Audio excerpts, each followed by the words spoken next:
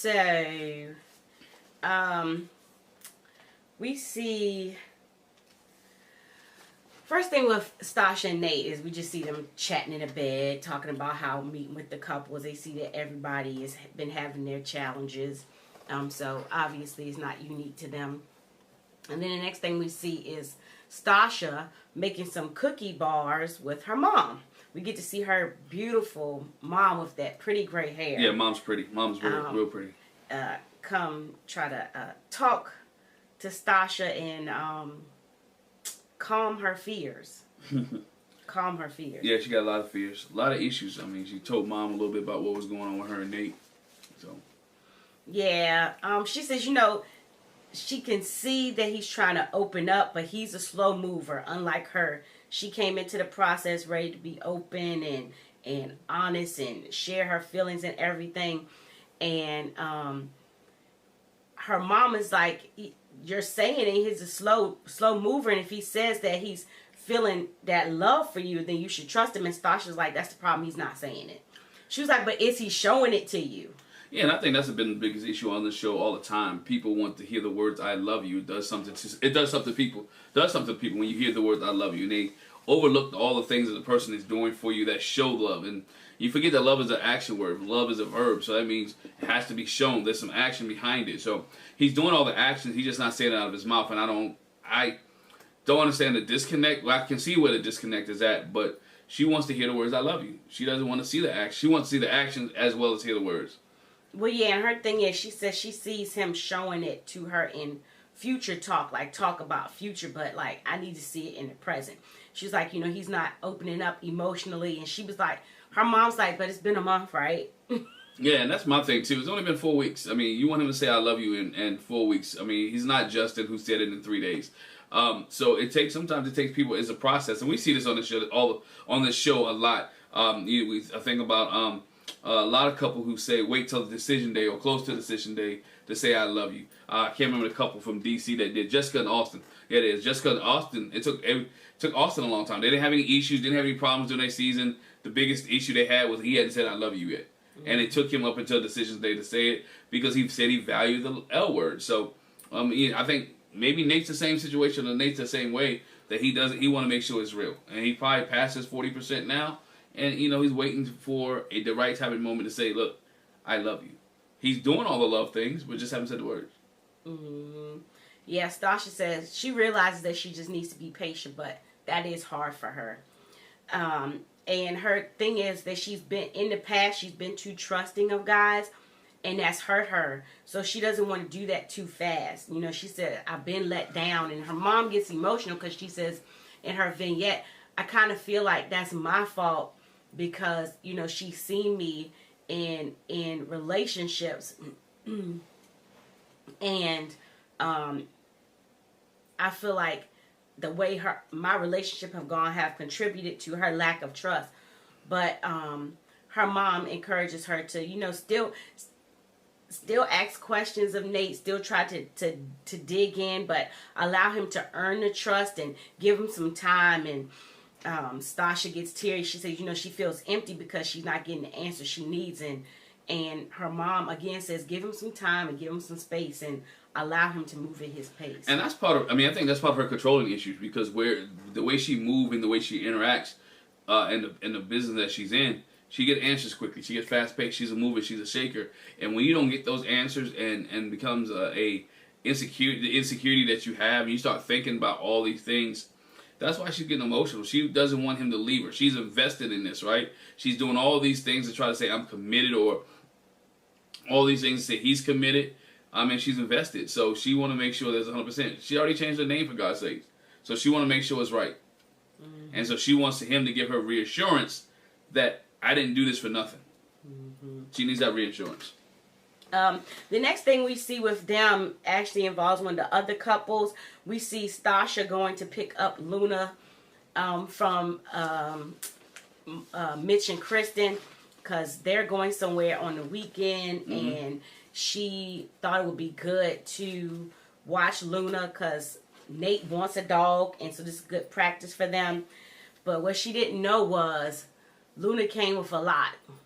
Yeah, And, Luna high maintenance. yeah, well, not even that. So, well, yeah, kind of. But first thing is, you know, she speaks to Luna, and Luna makes a noise. It sounds like a growl, but it's really her breathing.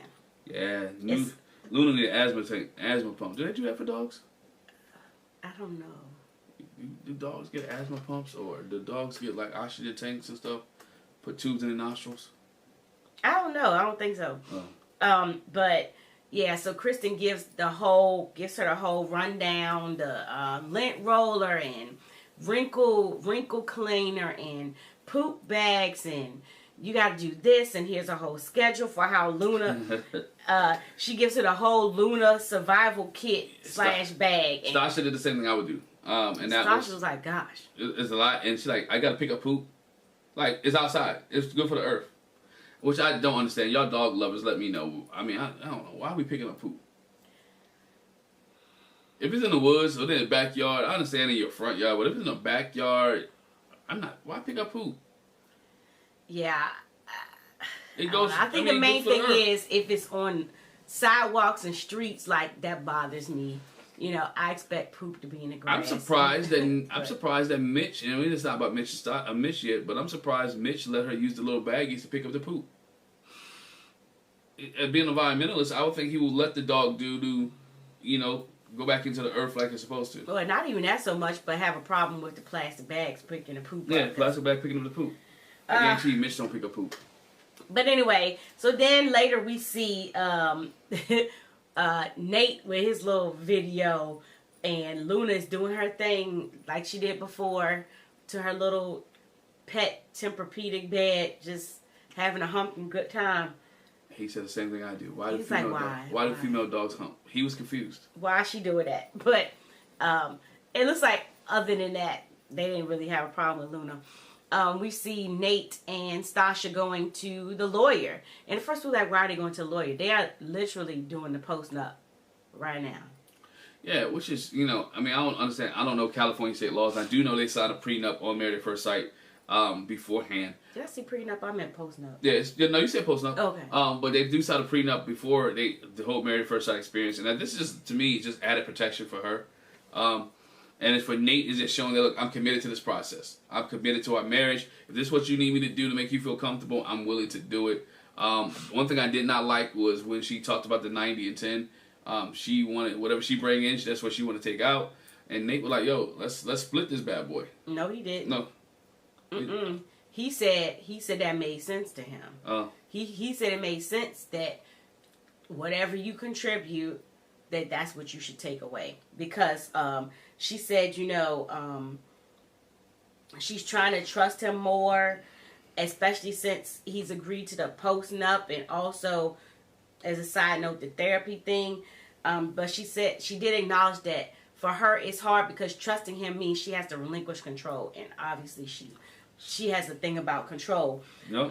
But while they were sitting there talking to a lawyer about the post-nup, they talked about the fact that they want separate accounts for now, but they're working towards a joint account. And so how does that work if something doesn't work out with the split? If somebody gives 90% and the other person gets 10%, how's that split? And it was kind of like a dramatic pause there. But Nate did say, he said, that makes sense to me if we split it evenly for what was contributed. Yeah, I think they might have to look at California state laws, because once you get married, some things are not, well, I guess that is a binding contract with a post-nup, but I would think in marriage, again, you can't cut your half of the lights off. But that's their marriage, and I wouldn't do it. Whatever we make when we marry is what we take when we marry. We split that bad boy down the middle. If you sell a house, you split it down the middle. But that's a whole different podcast, different area, because they. Yes, I was say it's not split down the middle if you didn't contribute. Yeah, but to the middle. But that's her house, though. Why would it? Again, it's her house. And I understand it's her money, and she wants to put 90 in, but he's going to put what if his 90? Again, his argument has always been my 100 may not be her 100, or so my 50, my 100% of what I put in. No, is. But when it comes to money, that is abundantly clear. It's obvious if you put $100 in and I put 1,000. I know it's obvious, but I'm saying what at the same time. If you two become one, why don't your money become one? It does, but when the two unbecome one, right, it gets split.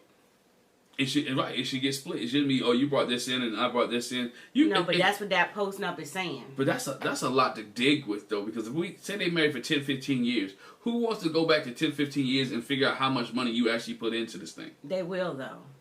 That's ridiculous to me. Just split it down the middle and call it a day. But that's why we said before, once you get to a divorce, it's a business transaction. And in a business transaction, that's what has to go into it. And you just know that that's what's happening. Well, why can't he put a value on his love and all the stuff that he's done? And she, same thing, likewise. They have kids in those years. You put a value on being a mother, being a value on staying home.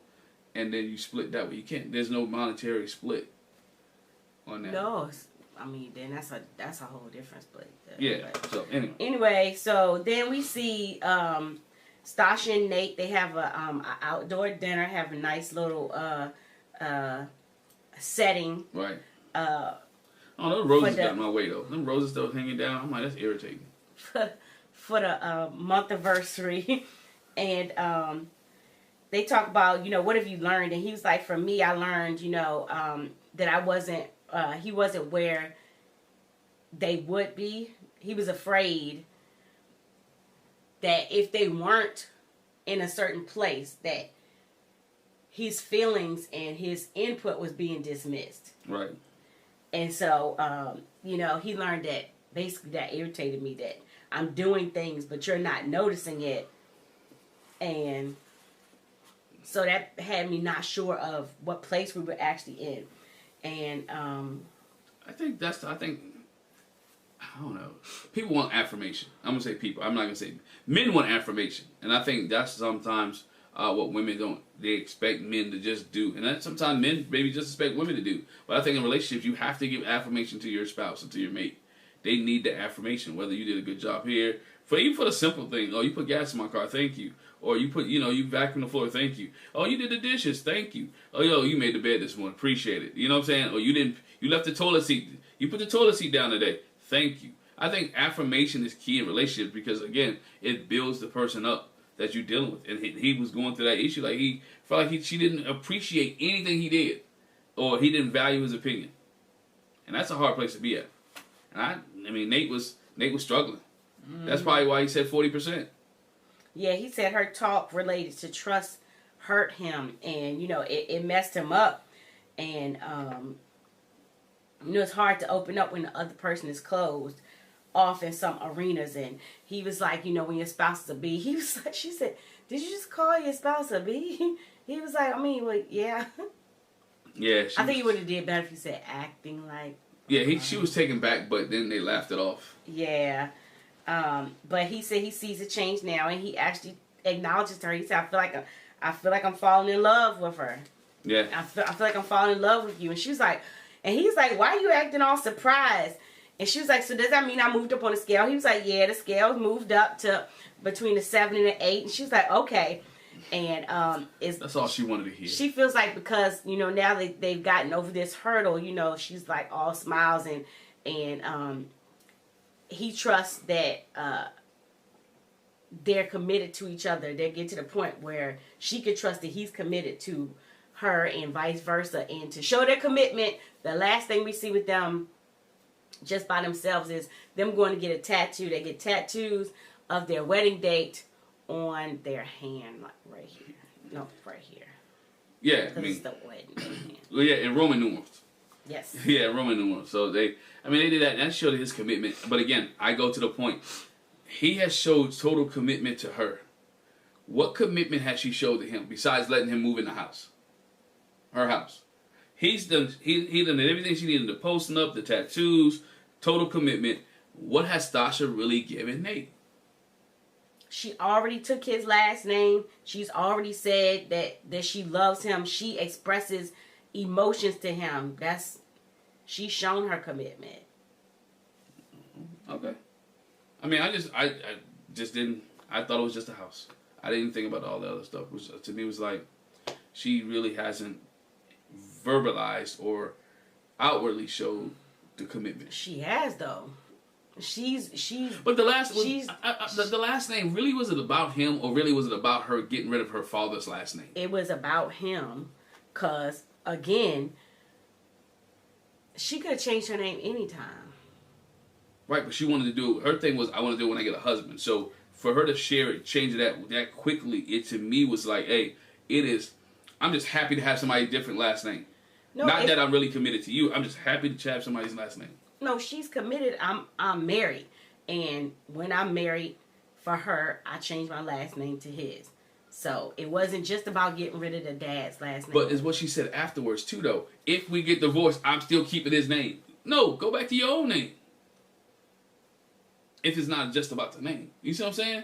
To me, I think it's really about it shows she's committed to him, but at the same time, if something happens to their relationship, she's not going to go back to her other name, and you're no longer committed to him, so why do you keep it? Because she's committed to the change that took place. Okay. She's not changing her last name because this happened. It might not have worked out, but it was a change in my... So I went from Stacia whatever to Stacia Barnes, and I'm going to be Stacia Barnes. Gotcha. All right, we're good.